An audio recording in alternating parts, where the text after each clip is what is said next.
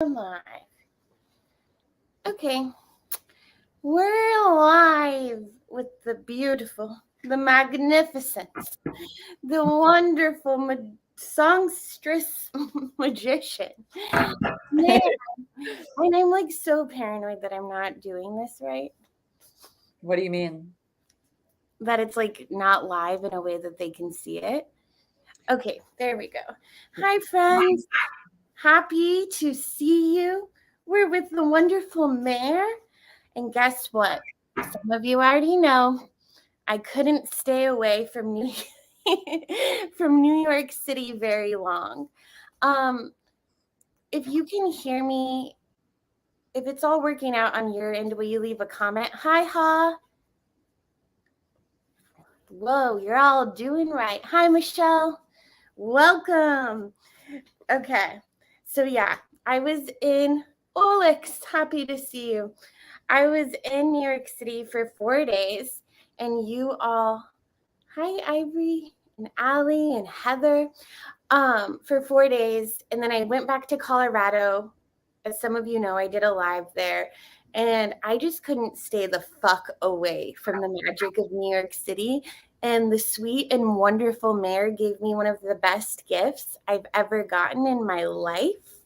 Mare is allowing me to stay in her apartment in New York City while Mare is being a death doula in another state. So, hi, Mare.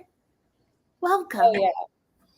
Hello. I mean, you say you call it a gift, but it's really a gift to me, not from me. Because just the idea of somebody getting to enjoy my space is so magical. And, that person being you, that's over the top. It's cosmic. It felt like it was such an easy exchange. It's kind of like, oh, you want a little more fire in your summer? This You like want a little bit more spices in the cauldron, more people to play with. Like, yeah, I'm not going to be here. And I didn't want to Airbnb it out, but I kept hoping that just some random person or some acquaintance would come in and be like, I really need this place to stay. Cause then it just makes me feel better. Like, I don't like being a procurer of land unless I know it's being used, and being taken advantage of. Like, it feels like I get like guilt, because it feels like a privilege that I have access to land.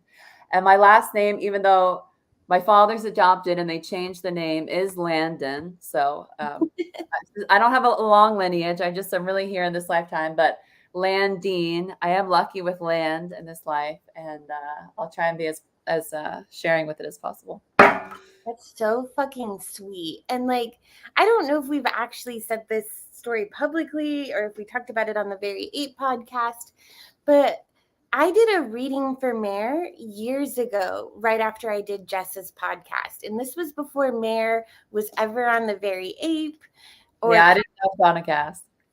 what? Yeah, I didn't know Podcast at all. Yeah, and you got sort of a short reading with me, but I was so drawn to your energy right away. I was like, "We're supposed to do a podcast together," and you were like, I don't know." And you're like, "I'm gonna go," and I just wanted to keep talking to you because I could feel your magic. And you're like, "No, I want to respect your time," and I'm like, "No, I really want to talk to you." So the fact that I did a reading for you 2 years ago, and now I'm like staying at your place in New York City when I need the city so much for its magic right now is so fucking divine. And it's just like the interwebs of how we can find community. And I don't mean like the internet, but sometimes it's through the internet, but just like the cosmic web of it all. But some of you guys know that Mare is an astrological wizard. Sorry, I just keep throwing names on you. You don't have to hold claim to any of these. Yeah, so I just don't. Do you want me to pull a card and you talk about the card, or do you want to just jump into astrology? Why don't you pull a card? Okay. And what do we want to think about as we pull the card? Do we want to think about the month ahead or the week ahead? How long do you want me to do? You pick what feels right to you. Let's just think about the new moon. Okay, yeah. That's more of a lunar cycle. So let's think about the new moon. It's in Gemini. It's coming on May 30th. Let's think about that. Okay. Is it okay? And Mare's cards are here because I'm in her house. Yeah. So, do you like this deck? Should I pull from this deck? Yeah, I always like to do one of each. Like you should pull one from a tarot and then one from the Radiant Sun. That one's really fun. Okay, cool. And hi, Shayna, and good morning, beautiful Pamela and Jonathan and Diana. If you guys don't feel shy, feel free to pop in, give your insights, ask any questions, share what you're feeling. I know it's like Mare was saying before we started this, it's kind of like a turbulent war energy time. Yeah. Yeah, to say the least. We have most of the planets in Aries. We have Venus in Aries still. We have Chiron in Aries. We have the moon in Aries. We have Jupiter in Aries. We have Mars in Aries. Mars in Aries just moved into Aries from Pisces right before all of the collective violence that started happening. And this time was a little bit, I never want to admit to being sort of like scared by astrology because you should never take that sort of a digestive system about it. But I was, I guess, a little bit paranoid about the Aries summer with all this fire energy and Jupiter being in Aries. And Aries is ruled by Mars, the god of war. And so it is a time of war. And I think there's a way that we can frame war in some sort of a positive way within ourselves with like a spiritual fire that's cleansing us and purifying us and bringing us closer towards a direction that we want to be going in. But it is combative. And so, again, I don't want to label combative energy as negative either. I want to try and escape some of the duality of it and the impressions of it. But yeah, it's a little controversial. It's a little combative. It's a little fiery. The spears are out. We seem to have our flamethrowers attached to our mouths, and yeah, a lot of headstrong energy. And just the past 2 days, I was telling you we were in the last of that Pisces energy with Mars, and the moon was in Pisces. So I felt like the last two sort of sheltering, self-dissolution, very reflective, very soft, very thin-skinned days. I know that that's how I'd express myself in my life. I was more couch bound than I really wanted to be.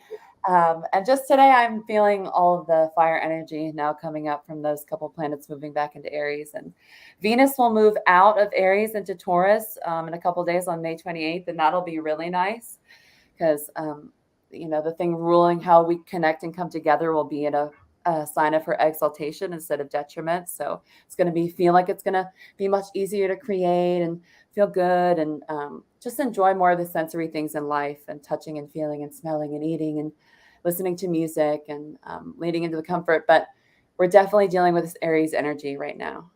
And Totally. Yeah, I could really feel that just in myself this morning. Like, I really resonate with what you say about like burning through the energy and like war doesn't have to be physical violence with another. Sometimes war is like breaking out different parts of ourselves or setting fire on our own creations or like going to war with our own ego, like breaking down our ego, fighting our ego so that something is born out of that ash. yeah. Aries energy doesn't have to mean we're in like the collective 3D war. No, not at all. And in fact, Aries energy, I actually do have a little bit of prejudice with the zodiac, if you can believe it or not. And Aries energy is my favorite. And it's because I don't have it in my chart. And so when I get to experience it in life, it's so fruitful for me and so beneficial to have this headstrong, just do it energy. Which a lot of us don't carry. We're so consumed in self-doubt and worry about the future. It's going to be really helpful for this energy to just come in and be like, it's now. The time is now, and you shall do it now. So like I encourage everybody to soak up this time. And I think about it really positively. It's very, very exciting for me on a personal level. And on a collective, people are going to choose to deal with the energy, how they're going to choose to deal with it. But there's definitely so many opportunities to be channeling this energy into like really high frequency places and really get yourself out of like, I've been using this like womb metaphor a lot because it does feel like people are busting out of like this womb finally into spring. Aries is like the rite of spring. And a lot of us need that to get out of the gate, through the self-doubt of putting yourself out there. And yeah, war is such a complex thing to think about. And I was just thinking yesterday, like, why does it feel like I have to go to war anytime I'm trying to level up or get something out there into the world? like it feels like I can't just, because I talk to my friends about what's going on. A lot of the advice is like, okay, but you should balance and you should soften it up. And it feels like there are times in my life where it requires me to not be balanced. It actually requires me to power through and to like use this fighting energy. Yeah. And there is something about the spiritual journey that is asking you to prove yourself to you, Mhm. like older versions to prove yourself to newer versions of yourself. And that's so much of the Aries energy. Wait, okay. Asking you to prove yourself to you. Yeah. Yeah. So real. And, Mare and I both love the new Florence and the Machine album. It's the best. And this in the song King, one of the lyrics is I can't quote anybody. I can remember long poems but cannot quote anyone to save my life.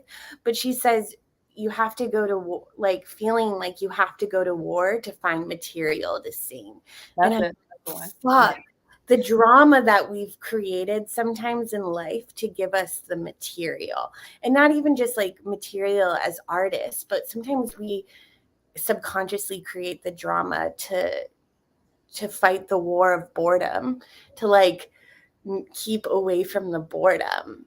Well, it's ascension, like it's weird that it's a requirement of spiritual evolution, but that Aries energy and getting out of the gate and you versus the rest of the universe is the beginning of self-dissolution. Yeah. It's for human evolution, we need to keep pushing those bounds. And the symbol for Mars, which rules Aries, is this circle, and it's a circle of self-containment.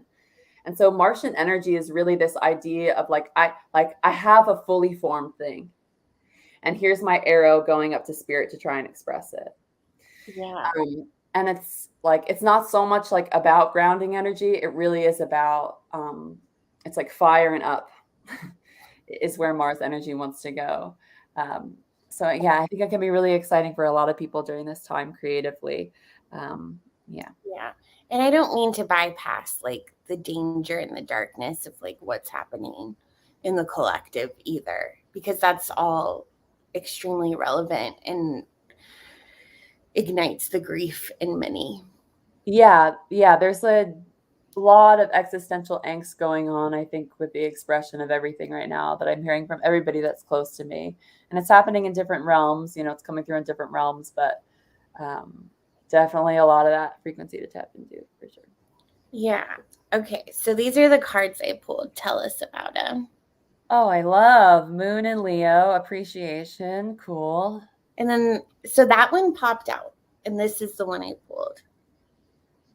Oh, Venus and Mercury and Capricorn convention. I mean, yeah, Venus. Cool. Okay. So definitely like practically creating things. It's so funny. You always think whatever you're going through is somehow separate from what other people are going through, but it never really is it? I think we're all finding the need in this Aries time as we get out there that like, okay, we're excited and there's all this like fiery, passionate energy. And the only way that that's going to mean anything is if we can somehow have earth energy with it to be able to create something that, like the joy of life. I love Leo energy. And to me, that appreciation card is very New York with that lady and her instrument. And all like she's in like a fancy gown too, and she's like it's like colorful, and you have her floral bouquet. And this new moon. So this new moon is in Gemini though, and I think it's going to give us new forms of communication and new thought forms and new pathways at which we want to try and approach communication with other people through the idea of individuation and the collective, because again, that's where Saturn is in the sky, because Capricorn is bringing in Saturn energy with that card. And this Aries energy is sort of amplifying the individuated energy of Aquarius.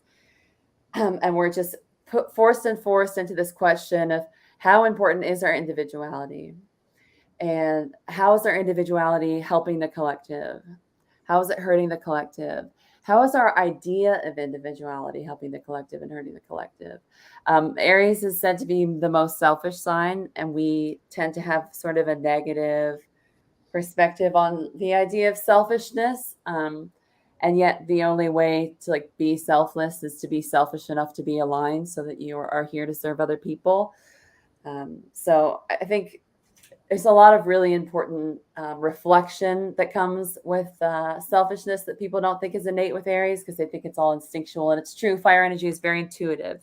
It's very intuitive. It's very instinctual. It doesn't really second guess itself. But because of that, there's such a clear reflection of thyself in time. Usually spiritual evolution can happen on a faster level.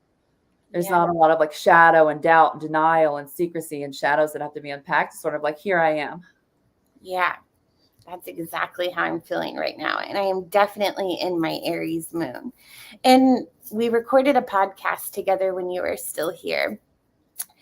And I don't know if we talked about in the podcast or if we were just chatting about this, but this idea that we have to like sort of become self-sovereign to be in community. And those seem like such extreme opposite things, but there's this energy of like you have to break away and know that you can take care of yourself and know that you're okay alone, and that like being lonely isn't the worst fucking thing in the world. And especially like with feminine energy, we're just taught that being alone or dying alone is the worst thing in the world. But I feel like in one sense, I'm very alone in New York. And then the other, that like opens up my vessel to meet new people, to build new connections, to have like love for different things that I've never even considered loving before. And I just feel like we have to go through that dark, scary tunnel of being alone so that we can open our form to new ways of living in community, new ways of housing, new ways of connecting. It's almost like Rosie and I were talking about this too. Like Rosie's one of the most capable, self-sovereign, like she fucking, a fox died in her yard and she like scalped the fox and used its remains. I don't know how to do that. And she like she's just very self-sufficient in that way. And she's calling me and telling me she feels like a baby, that she doesn't know how to do the basics in life. And I'm like, you literally take care of animals and a piece of land. And I think it's just because we're all kind of going through, and Aries is the new baby, right? This like new birth energy. So I think a lot of us are kind of like stepping in the new of like, how do we connect now? How do we operate? And the new world starts in us. Yeah. Well, I think one of the most important things you just said is that people are really scared, like, or say that you shouldn't die alone. And the truth is, you do die alone, right? Like, no matter what your circumstances, you die alone. That's what we're all preparing for, death alone. And the better you are at dying, here I get super happy and positive.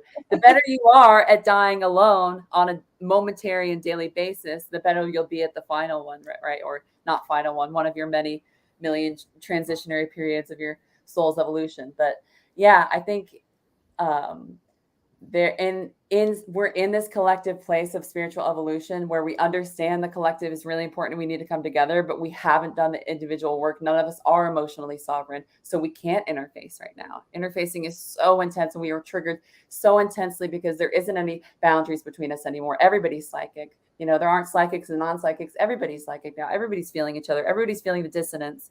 And I think this Aries energy is a little bit scarier now for all of us too, because it's like we hear the dissonance. We hear when we stick our heads out, all of the people, you know, yelling about positively or negatively about it now. And it becomes this like heavier thing where it's like, okay, I understand I'm sort of like ego for the slaughter.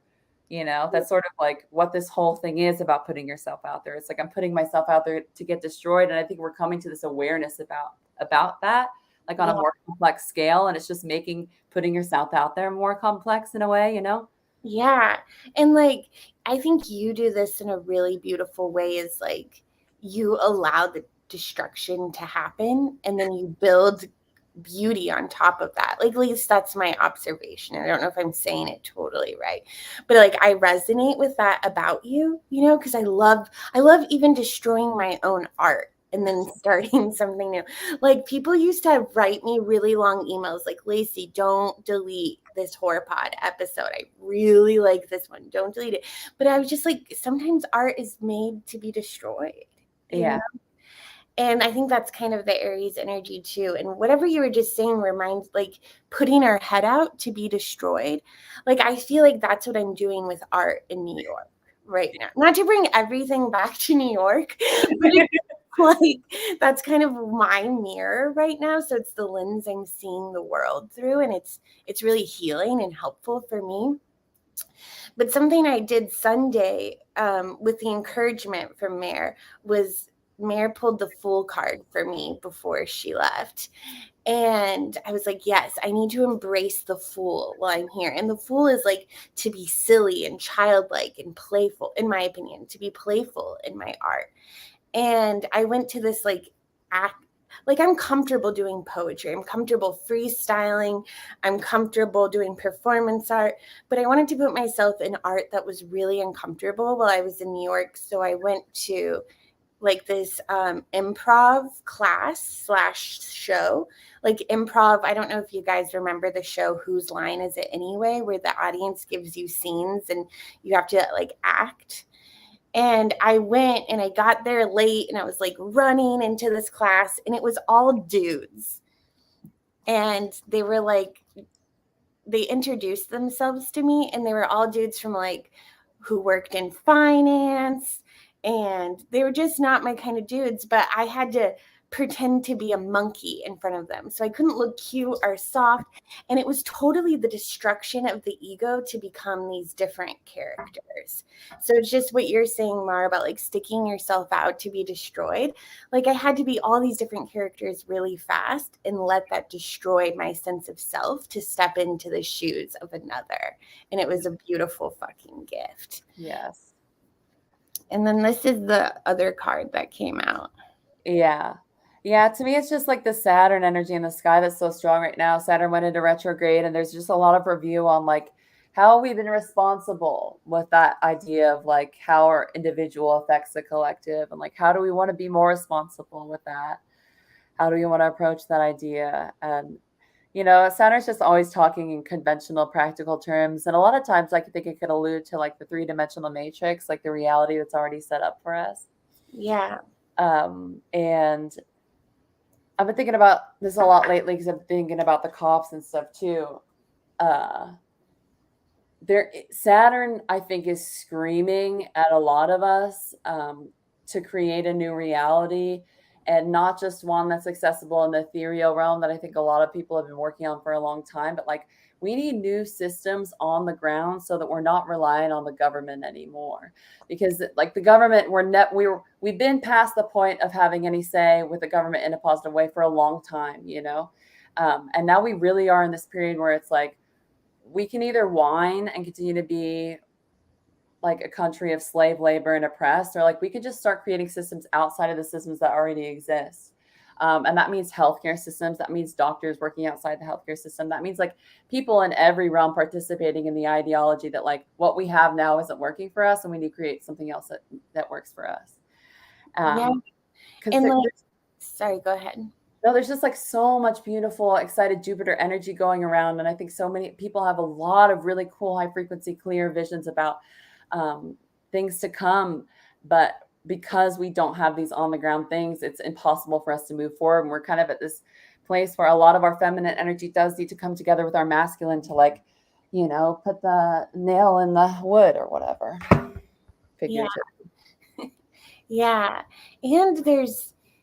And also like manifesting the people who've been doing it, because I feel like there's been these wild magical creatures on the sidelines building sustainable housing, and them like screaming from their earth bag houses like, look, there's a cheaper, easier way to live.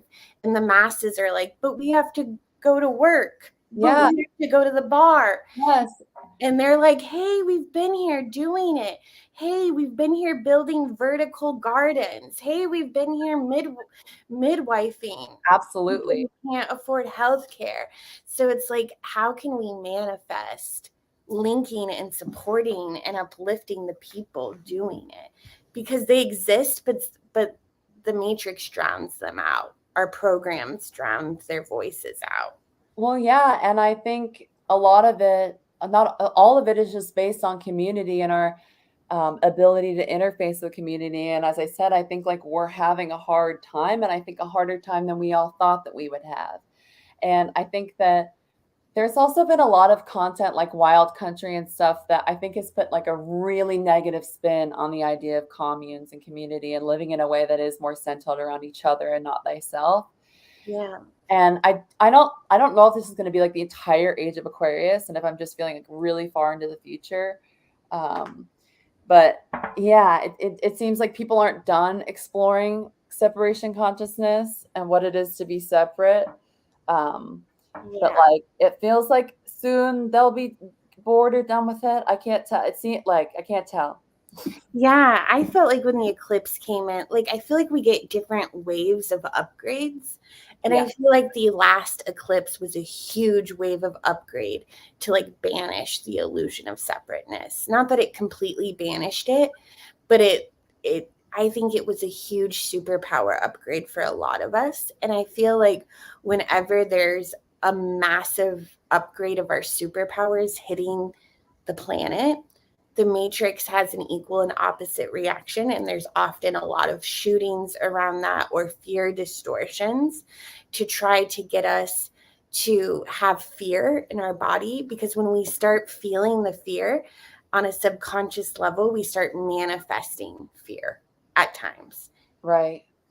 Yeah, and like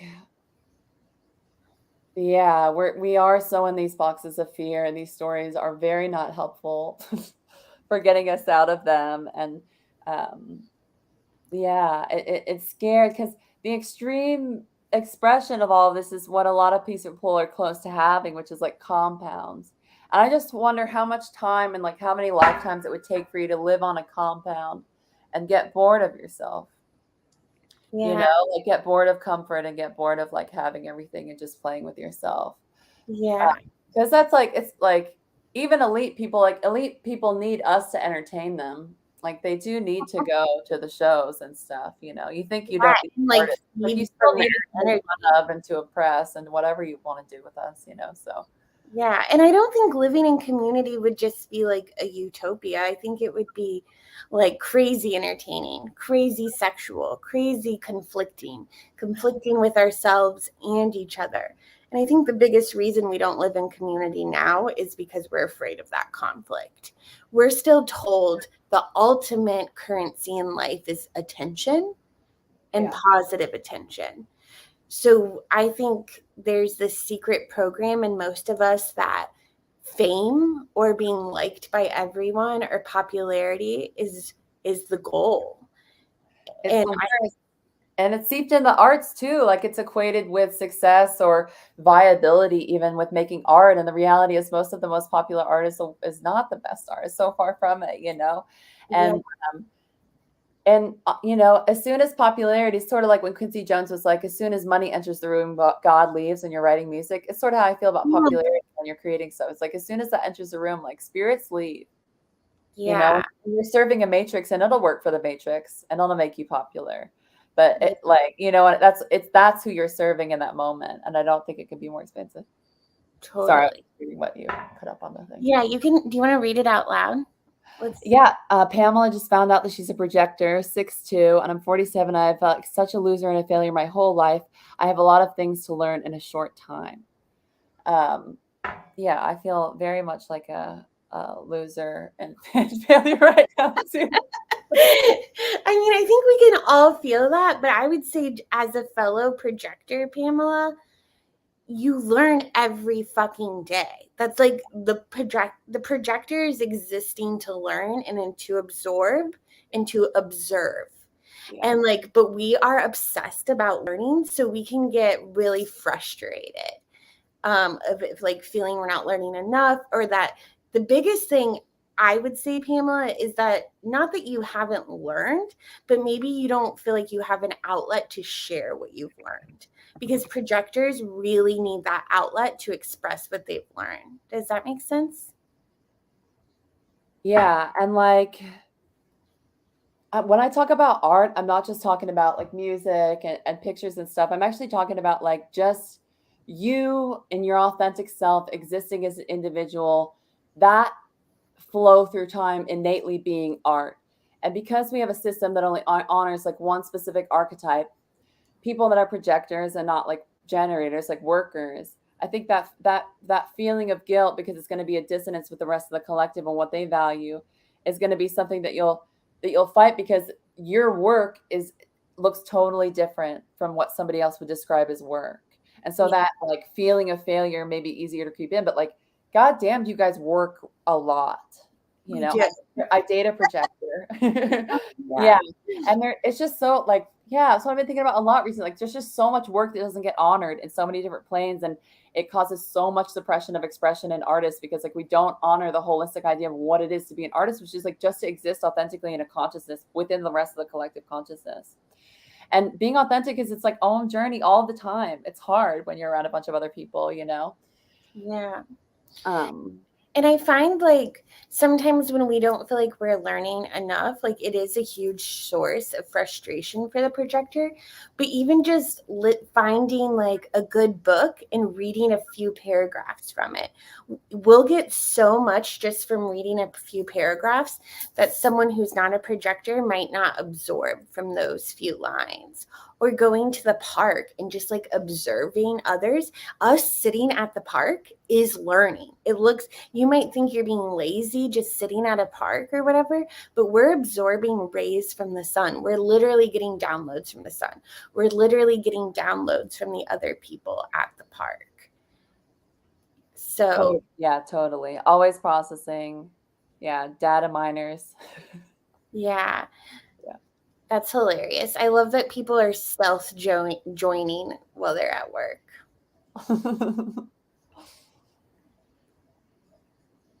Yes. Yes, Ha. Yeah. Ha's an amazing artist. Oh Uh, yeah. such big fire energy. Totally. Tell, yeah. I have Chiron and Jupiter in Aries. What's tell? I don't really know what Jupiter. Or yeah, you talk to this, Mare. Sorry. Well, these are placements that are happening right now, so you definitely have a little bit of an intense moment in space time of reflection and stuff. I think this new moon will probably be really very, very, very powerful for you. Um, Jupiter, Jupiter, Jupiter, Jupiter. We all love Jupiter. We don't know it, but we do. I sort of think of him when I imagine him as this dice roller out in the universe for you, always trying to create new possibilities. He is in control of expansion. So he lives under Saturn's bounds. He's not quite far out of Saturn. So he's expansion within Saturn's bounds. Um, it's a spiritually oriented sign because it has a lot to do with righteousness for some reason, expansion, because when you get deeper into studying expansion, you're really talking about sort of spiritual evolution and you're talking about like connecting to higher levels of consciousness, which are bigger than yourself and stuff. But yeah, he's sort of like your fortune. And where he's placed in your chart, you'll generally have, it'll be easy for you to expand there. You have a lot of sort of multiplicity energy there, I should say, mushroom energy. Amazing. Yeah. Yeah, there. I mean, all of Florence is like my musical hero. All of her lyrics I could quote back to you. I'm having to like, yeah, she's the best. I love that song, "Girls Against God." I've written, yeah. She like slaughters all the concepts I do, you know, like way better, and then I have to like write new songs. It's great. I know. I like just love this like, album so much. I just want to have like a horror pod listening session where we just, sorry, very dorky of me, but I'm just so obsessed with it. Florence the Machine is actually Mare and I are both Virgo suns, and our birthdays are just 4 days apart. And Florence the Machine is playing in New York City Virgo, on, yeah, she's also a Virgo. who's also a Virgo on Also near her birthday. my fucking birthday, On the Lacey. day of. Yeah, it's gonna be so fun. I'm so excited. Oh yeah, sure. I can try and put a Leo. I'm a Leo moon who wants to go to NYC. Well, there's just if you, I don't know if you're familiar with Wait, can you NYC. see that? Yeah, sorry, it's like down at the bottom of the comments, Harrison. Okay.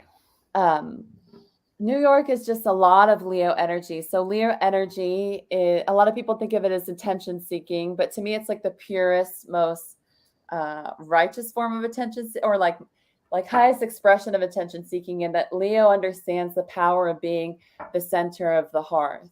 She understands the power of being that fire and entertaining people and sort of playing the fool. There's like a deep art understanding in what the art of performance is, I think, more than other signs, and so they love to participate in it. And a lot of times when people describe Leo, they'll talk about them being very flamboyant, like with lots of like crazy clothes and whatever. And that to me is actually more Libra, Venusian energy. Leo is very concerned with attention and beauty and stuff, but in a more raw way. A lot of Leos have like really big hair, but it'll be their hair. Yeah, and they're like a lot of them Like a lion. like a lion, yeah, and they love to roar.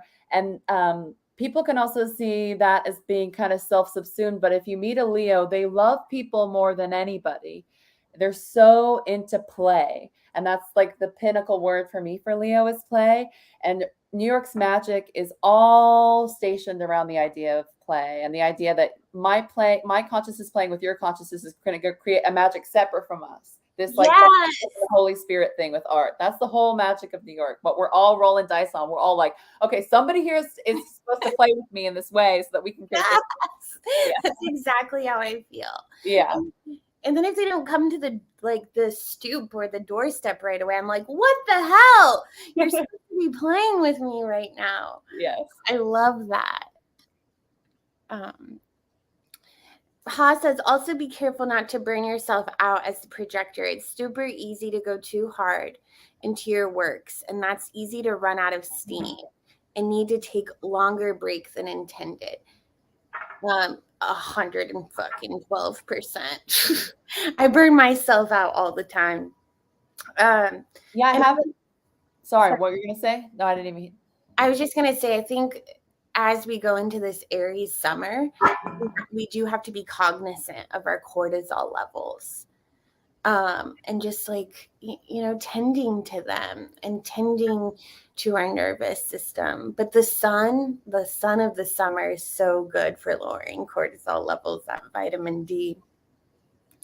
But what were you going to say? Yeah, well, Liz Ivory mentioned the Kendrick Lamar album, but I do want to say with a little bit of shame behind it, I haven't listened to the new Kendrick album yet. I do respect Kendrick Lamar very much. And I do need to listen to that like today or tomorrow.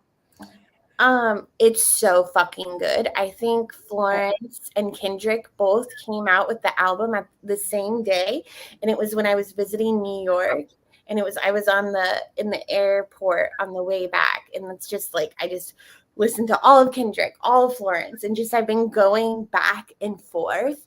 And the Kendrick album is like a movie. Like it is complete poetry, performance art, and there's some songs in it that I feel almost like unworthy hearing. I'm like, what the fuck?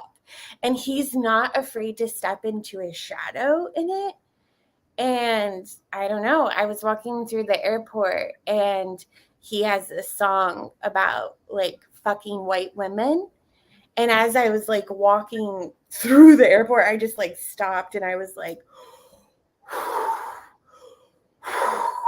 it's good. And it's good. And it's like beautiful to hear someone fearless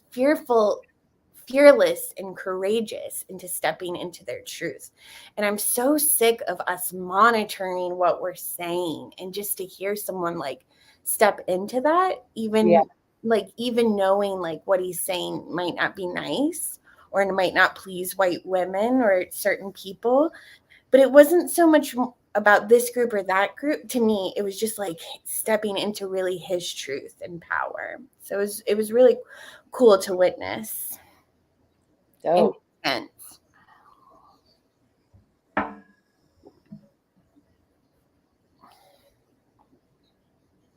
Yeah, the natal charts of cities. Yeah, I haven't done a bunch of those deep dives, but I know they're really interesting. Yeah, and it like fascinates me like when different parts of the cities pull you in. Because there's just been one part of New York City that like keeps me inside of it. And I keep trying to plan other things and it's like, nope, you're supposed to literally be in this part. Yeah, it's so funny. They definitely have. I mean, it is one of those jokes in New York, like you don't really leave your borough. Like if Yeah. somebody lives close to you, you'll probably see them all the time. But if they don't, between work and the amount of stuff that you're doing here, the likelihood that you'll see each other is pretty slim. Yeah. And it's wild. When I was visiting here before I knew where you lived, Mar, I went to like dance at this place and I went and did poetry at a place. And I didn't realize I was like next door to you the whole time I was here visiting. So it's literally the place I've done poetry, the place that's pulled me into dance, right by you. Yeah, and I live on the Devil's Corner, is what it's called. Really? Yeah, that's what that corner is called. Well, I like it. Yeah. The devil has been in my mind's eye a lot recently too. I don't know if that's been something you've been thinking about. Well, I thought about it just because you like mentioned the devil when you were here. Before you left, I can't even remember what we were talking about, but you were like, that's the devil's work, you know? Like, and I can't remember what it was, but just you saying that it was the devil's work, like, stuck with me. Yeah. Yeah. I'm coming around to some sort of complex relationship with that archetype and understanding that maybe there's a relationship he has with Saturn and um yeah, I don't know, I'm probably being way too far out, but I think like we do a lot of dealings with him and he does a lot of things to keep you safe in this realm. Um and the devilishness that we equate with negativity is just the attachment to this realm, you know, the idea is that it's trying to keep you here. uh, Yeah. Yeah. I never like really think about the devil much, honestly, just because like the archetype of the devil, just because I always see the devil as like the dark goddesses and the feminine that were banished to the underworld. I definitely think there is a masculine energy of it, but I feel like the underworld and the dark goddess has been so distorted as the devil realm or worshippers of the devil that I'm like, I don't know. yeah, see, but that's what I'm trying to say. I think I used to equate those two things as the same thing, and now I'm coming to understand it more as an earthly principle. Oh, yeah. Yeah. Yeah. Someone recently got kind of angry with me, like a friend from the past, because I have an episode on Horrorpod that says we're in the underworld currently, and that's why there's like misery. And they're so mad at me for saying that, which I think is interesting. Yeah. And I don't even know how to respond besides being like, I'm sorry you're mad at that we're in the underworld. Did you Sorry, see you're the mad. news? Like, did Yeah. you Yeah. see the shooting yesterday? Like, I don't know what to say. Yeah, no, that's and that's what I mean, like yeah, there's something earthly about it, and obviously like I shouldn't have started this conversation because it's like it's one that should only be taken on in like 6-hour journeys and the complexity of it through like monotheism and like how it got introduced to us and this whole fucking spiel, but um because it's equated with Capricorn energy, and we just left like this Capricorn, Pluto's in Capricorn right now, and it feels like the underworld is with society and is with Saturn, and it feels like the study of the devil and the way that devil's coming into my life through the cops and like things trying to attach you to this earth realm and be attached to it. It seems, and now that we have all this Saturnian power, it seems like there's something about it that's that isn't underworldy. Yeah. Yeah. Is It's what I'm like trying to really hard to speak on it. It's like oh, and the download has like it's not like fully formed in my brain. But I don't think by saying that we're in the underworld currently means that we're trapped in the hellscape of it. I think that's like literally what ascension is we're yeah, ascending dimensions definitely. through the from the dense reality. Definitely. And no, I mean, yeah, and all you have to do is be paying attention to understand that we're in hell, and all you have to do is be paying attention to understand that heaven is also accessible here, you know? Yeah. Y And like I don't know, Jessa talked about like a lot of people talked about the split like a while ago. And yeah, and like I haven't heard it. I haven't thought about that in like literally 2 years. I haven't thought about that concept in a long time. Wow. I really haven't either, but like lately I'm like, oh yeah, this is the split. You know what I mean? And I don't know exactly what that means because I don't think it's the banishment of like, it doesn't mean we're not going to suffer anymore. But I don't know. I don't want to speak Definitely on suffering still. Definitely still acting a fool. Maybe I'm not on the right side of the split. it. No. I don't even like calling it the split. I don't want to speak on that because I don't even believe it. Yeah, because I'm and that's the thing though, like I think I'm interfacing with more three-dimensional people recently, and I'm going to see my mother here in a couple days. And there's definitely still all this focus on the third dimension, but it definitely seems like everyone's consciousness got cracked open. Yeah. And different people are in different levels denial about it, or like rage or suppression.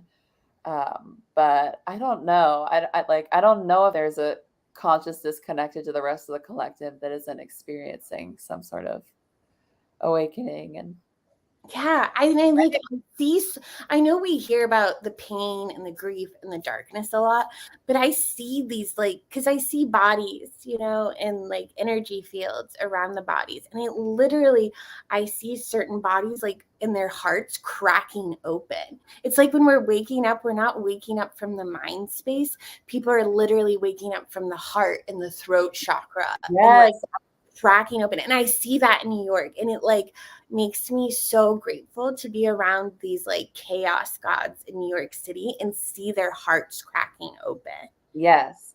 And it helps mine crack open further. Yeah. And I think I approach like how you would crack open people that you love from this very mind-oriented place. And I totally came to that realization talking about it with Sean a couple of days. It's like, it's so simple because none of this stuff would happen, like this confrontation and this persecution and like putting each other in jail, all this stuff, if we just felt into it. Because if you feel into another human, like the likelihood that you're going to be abusive in the way that you could be with your mind and distorted and stuff, it's almost like an impossibility.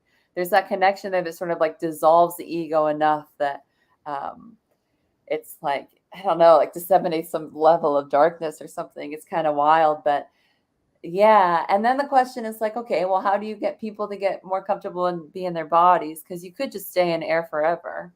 Yeah. It's much more free in the mind, Yeah. Will you read that out loud, Mare? Lacey, by the way, my 6'4", blonde-haired, blue-eyed, once upon a time lumberjack husband is loving listening to Horror Pod too, and from work, and loves you. We are high school sweethearts and our marriage is evolving. That's so amazing, Pamela. Yeah, that makes me so happy. Me and Mare are getting giddy over here, Pamela. I love it. I love a romance story like that. That's my favorite. Me too. And I love a big old lumberjack masculine. Let's be honest. I did say I was jealous. So. Yeah, like I love it. I love it. And I love, like, it just feels like such an honor that masculine feel good in this space, like I want to hold space for the queers, for the feminine, and for the strong masculine, because that is community, holding space for the archetypes. And yeah, like I don't know what to say besides like masculine need love and worship right now. So I feel honored that a masculine is listening and that you guys are evolving, because love can evolve. I think part of the issue with community is that we don't know how to have conflict with each other. Like as soon as we piss each other off, we peace out. And you can't do that when you're living in a commune. Yeah. Yeah.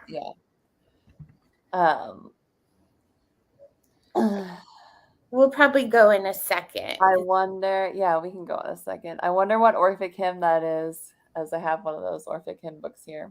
Will you read the whole thing to me? Yeah, once I find it. You have it there, actually. I said that. You have it in the apartment. Oh, yeah, you were talking about that. There's a whole book of Orphic hymns in there that you could read from.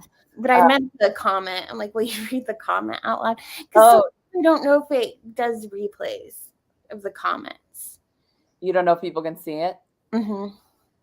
Yeah, well, Elizabeth, who probably could impart more wisdom than I could, is talking about how Mercury retrograde is like a sojourn through the underworld for Mercury, which I haven't thought about it like that before. I've thought about it in this specific one because of the relationship to Pluto, because of the Pluto square and stuff. And I wonder maybe if you're thinking about that too. But yeah, it definitely feel, and that maybe that's so interesting because like there's something innate about reflection for the Mercury retrograde period. Like it always means we're like moonwalking and thinking about how we've done stuff, and maybe the underworld is something that you can only access if you're doing some sort of walking back and reflection on yourself or something. Ooh, there. That's a good.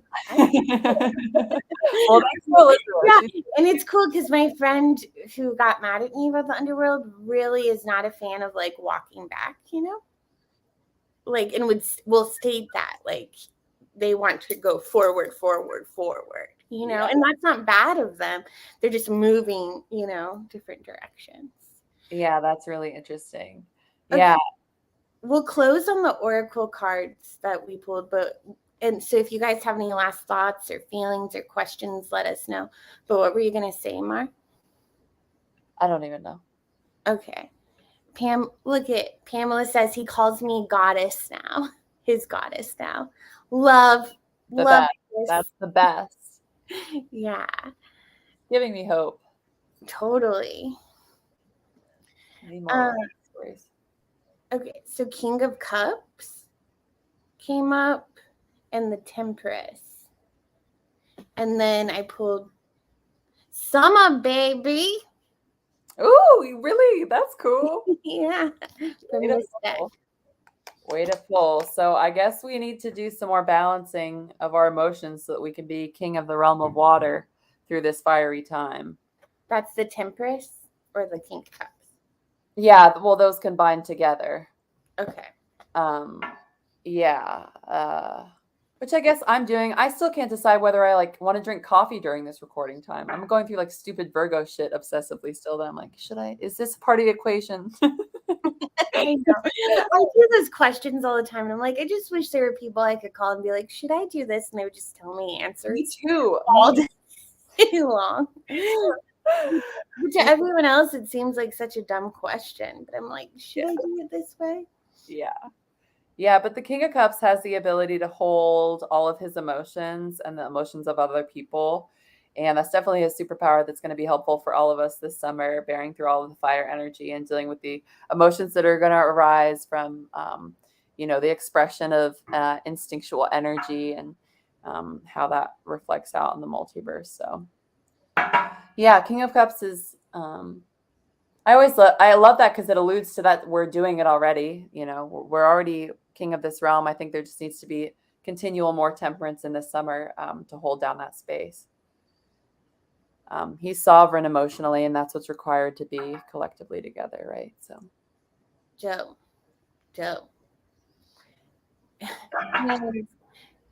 Elizabeth says Temperance equals alchemy. Yes.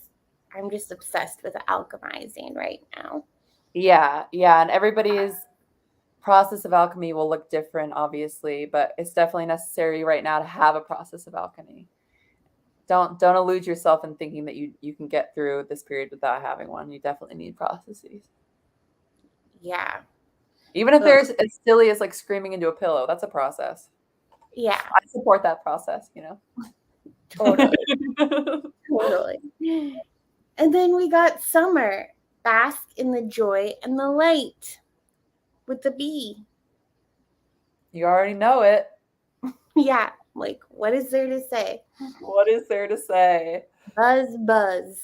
Buzz, buzz. That's funny. I actually had crazy dreams with bumblebees in them. Now that I'm remembering. Weird. Okay, I'll have to continue to try and remember what that was about. I love bees. Yeah.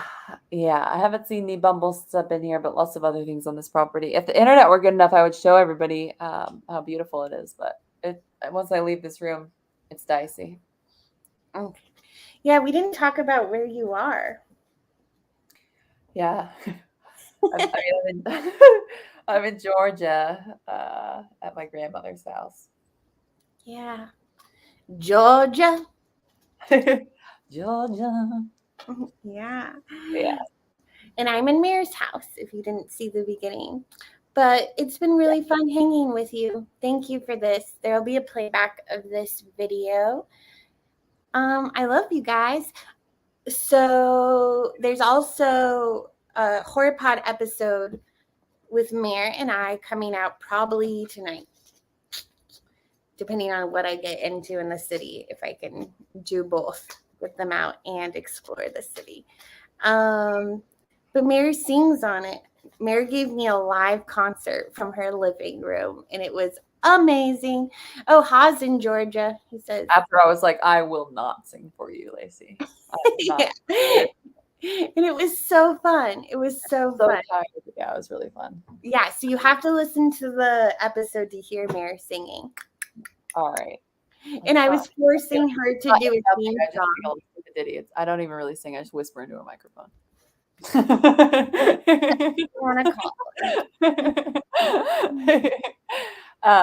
Hell yeah, Lacey. This is so fun.